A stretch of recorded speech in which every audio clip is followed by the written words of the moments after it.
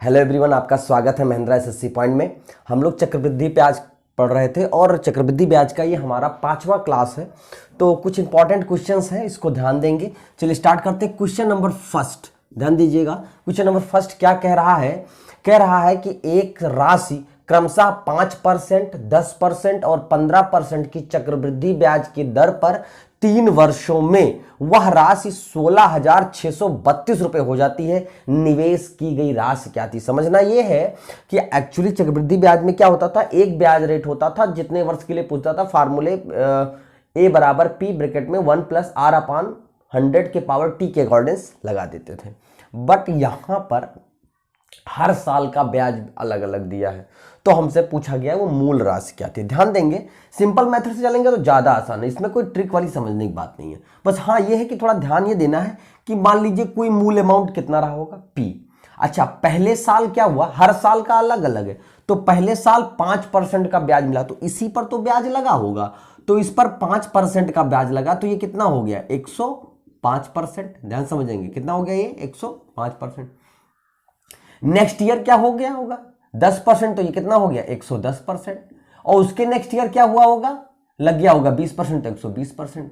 In overall conditions के बाद हमें टोटल क्या हो जाता है, टोटल हमें मिल जाता है 16,632। समझ में आ गई होगी बात आपको।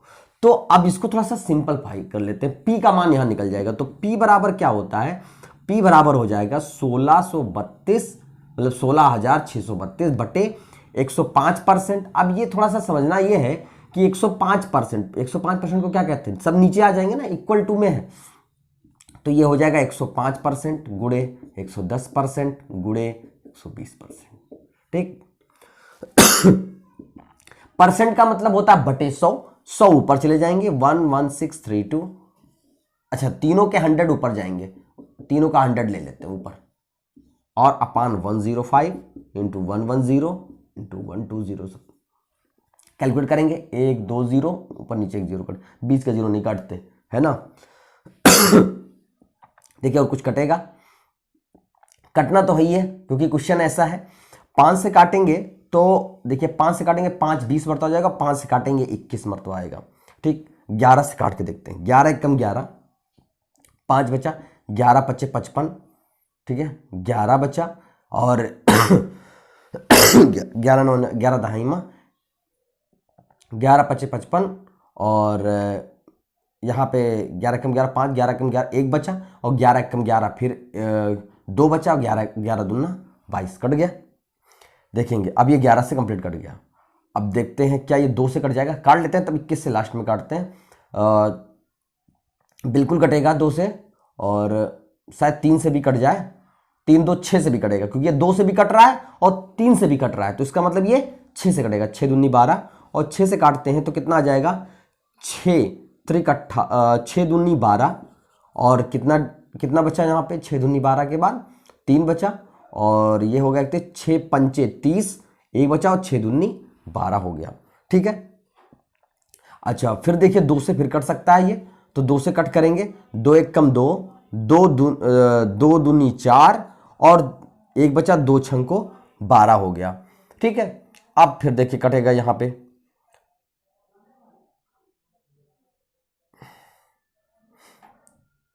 अब यहां देखिए 6 × 6, अब ये देखिए कट रहा है, 6 मरतबा जाएगा। देखिए 6 × 6 और 6 दूनी 12, तो 21 छक्का चला गया।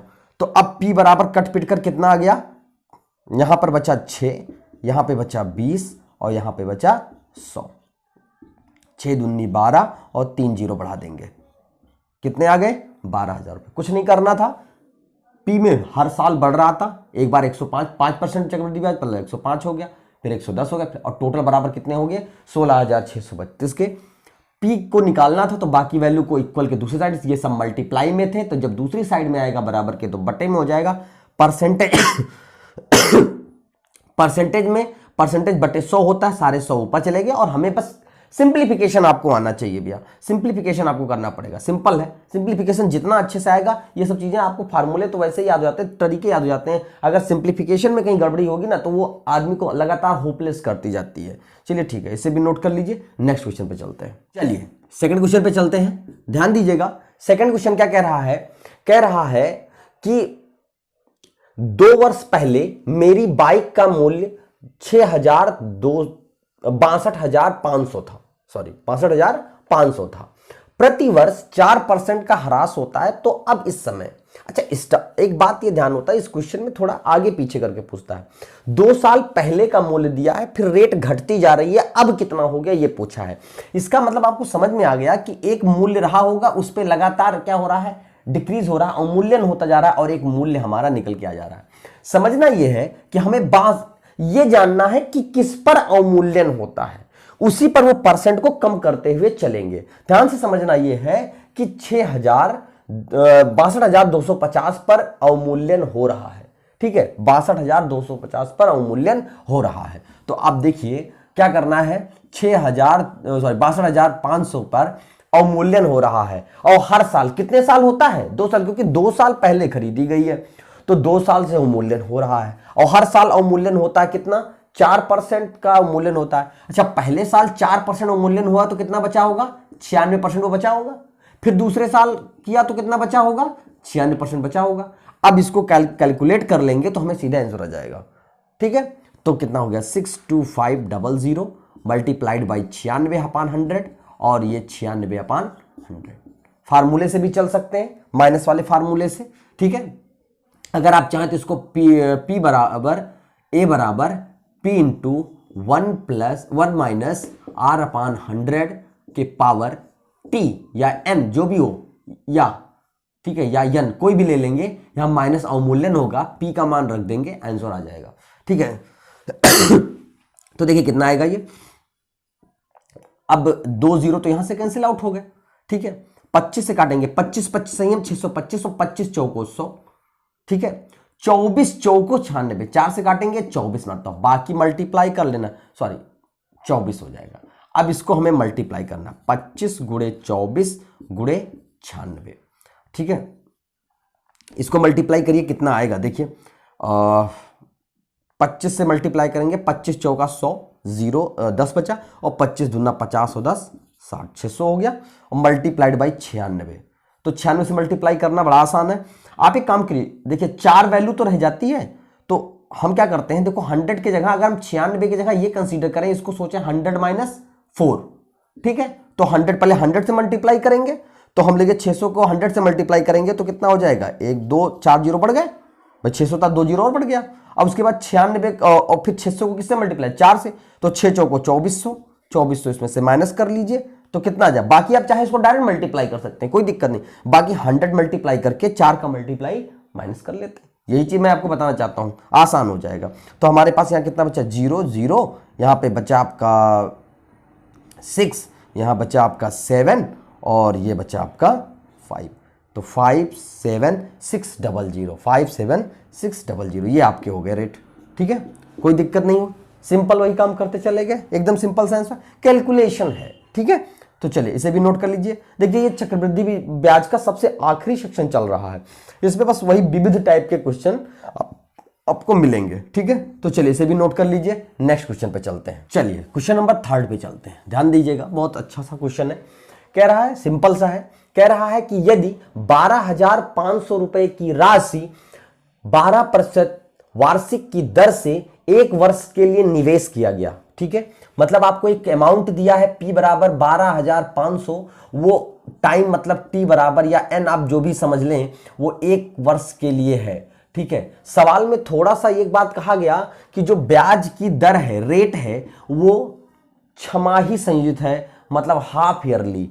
तो जब हाफ ईयरली संयोजित होगा, ठीक है, हाफ ईयरली संयोजित है, तो कह रहा है कि कितना ब्याज मिलेगा, 12। अच्छा, रेट आपका 12% है, लेकिन हाफ ईयरली संयोजित है, क्या है ये, ईयरली दिया है, क्या दिया है, ये ईयरली दिया है, लेकिन हमको पता क्या करना है, तो हमें रेट यहां लेना कितना होगा, हाफ ईयरली की बात, तो 6% लेना होगा।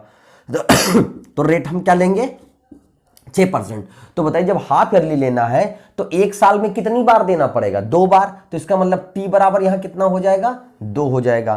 तो फिर वही A बराबर P इंटू 1 प्लस R/100 के पावर T से चलेंगे, रख दीजिए आप, देखिए क्या रख जाएगा, कितना आ जाएगा, यहाँ पे रख सकते हैं, यहाँ पे 12,500, और ये हो जाएगा आपका 1 प्लस आर, देखिए 1 प्लस आर की जगह कितना हो जाएगा 6%, 6/100 के पावर 2।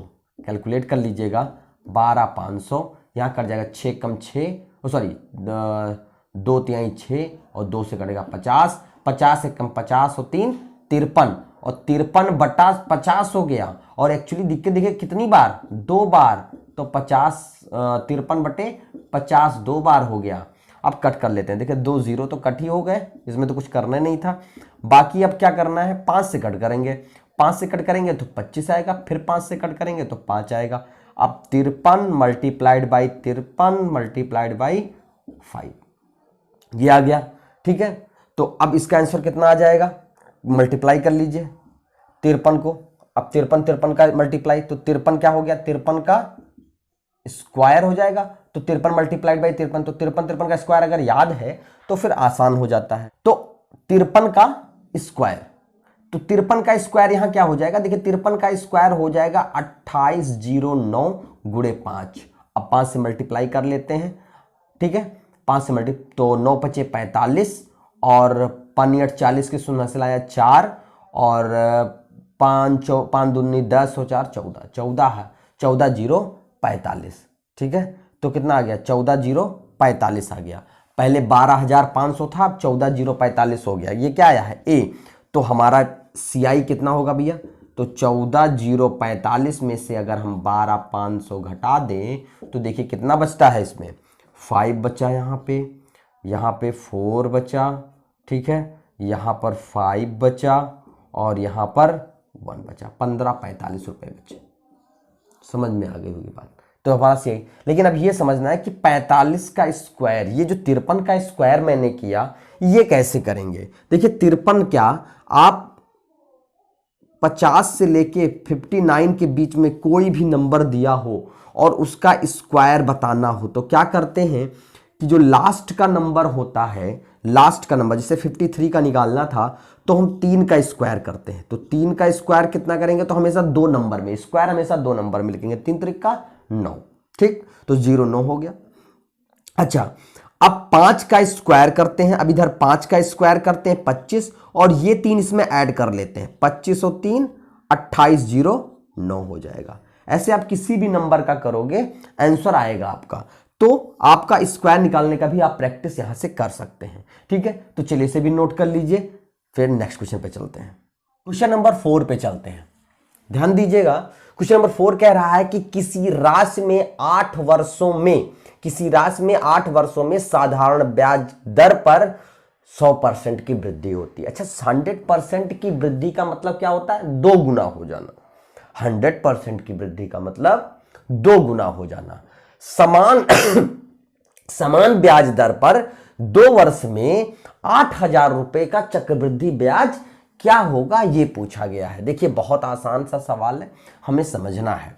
देखिए हमें आपको पहले वाली लाइन जो लिखी है कि टाइम जहां 8 वर्ष दिया है, 8 साल में 100% होना मतलब 2 गुना होना, 2 गुना, 100% का मतलब 2 गुना होना। ये जो हमें लिखा हुआ है, यहां से हमें रेट या टाइम कैसे निकलेगा। देखिए एक हमने बताया था कि फार्मूला याद होगा कि रेट या टाइम बराबर होता है, रेट या टाइम बराबर होता है गुना -1 अपान टाइम या रेट गुणे 100। अब आप कंफ्यूज ना होइए, रेट लेंगे तो यहां टाइम रहेगा, टाइम लेंगे तो यहां रेट रहेगा, तो फटाका निकल जाएगा। बाकी आप P बराबर SI बराबर PRT अपान 100 से रख करके भी निकाल सकते हैं। ठीक है, तो 2 - 1 बड़ी, देखिए इसमें क्या दिया है गुणे 100, तो ये 2 में से घट गया 100/8, कितना हो गया 12.5%। अब हमें रेट पता चल चुका है मित्र, रेट हमें पता चल चुका कितना 12.5%। तो अब हमें निकालना है 8,000 रुपए का चक्रवृद्धि ब्याज निकालना है। ठीक है, तो 12.5% का मतलब क्या हो जाता है कि अब ऐसे तो निकाल दें तो बहुत आसान है, ट्रिकी मेथड से समझिए कि 12.5% को, अब आपको मैं ट्रिकी मेथड बताता हूं कैसे बहुत आसानी से निकल जाएगा। 12.5% को कहते हैं 1/8। यहीं से दिख रहा होगा भाई, परसेंट नीचे 100 आ जाएगा और 1/8। 12.5% को कहते हैं, जैसे 50% को 1/2 कहते हैं, वैसे 12.5% को कहते हैं 1/8। अगर यहां पर 1/8 की वृद्धि हो रही है तो एक बात, कितने रुपए पे, 8,000 रुपए पर 12.5% बढ़ रहा है, तो 8 पे 1 बढ़ने का मतलब ये कितना हो जा रहा है, 9/8। भाई 8 में 1 बढ़ रहा है तो ये कितना हो जा रहा है, 9/8। फिर दूसरे साल भी कितना हो जा रहा है, 9/8। कैलकुलेट करेंगे तो आपका आंसर आएगा, कैलकुलेट करिए कितना आंसर आ जाएगा। ठीक है, तो कैलकुलेट करेंगे, 8 से कट गया ये 100 हो गया, फिर 8 से कट गया ये 125 हो गया, और 9 गुणे 9 गुणे 125 हो गया। अब भैया इसको कैलकुलेट कर लेना है तो सीधे हमारी क्या आ जाएगी, SI आ जाएगी। तो सॉरी, सीधे हमारा A आएगा। A आने के बाद हम CI निकाल लेंगे। ठीक है, तो 9 9 81 हो जाएगा, ये 81 गुणे 125। अब भैया गुणा कर लेते हैं 125। अब यहाँ पे आप समझिए 125 को 80 मरतबा ले जाना है, तो 125 अट्ठे कितना होता है, देखो 80, इसको 81 को हम ऐसे समझ सकते हैं 80 + 1। तो इसको जब 80 मरतबा ले जाएंगे तो 125 अट्ठे कितना हो जाएगा, 125 अट्ठे होता है 10,000। 125 अट्ठे मतलब 100, ये हो जाएगा आपका 10,000, और प्लस एक मरतबा और जाएगा 125, तो टोटल कितना हो जाएगा, 10 125। कितना हो गया, 10 125 हो गया। अब 10 125 हो गया तो 10 125 ये क्या हो गया, A हमारा। तो CI क्या हो जाएगा भैया, भाई 10 125 में से अगर आप 8,000 माइनस करोगे तो 2 125 रुपए बचेंगे। सिंपल सा मेथड था। अब आप चाहे CI SI सीखते चलें, चाहे ये सारी ट्रिक मेथड सीखते चलें, आपके लिए जो भी आसान लगे। ठीक है, तो चलिए इसे भी नोट कर लीजिए। आज के लिए इतना ही। अब हम रेगुलर रहेंगे, बीच में कुछ गैप्स हो गए थे, बट अब हम रेगुलर रहेंगे और बाकी जितने भी कोर्स कंप्लीट है उसके बाद में सारे चैप्टर्स को हम कंटिन्यू करेंगे, पेपर्स को भी देखेंगे जितने भी पेपर्स होने वाले हैं। ठीक है, तो बस आज के लिए इतना ही। जय हिंद, जय भारत।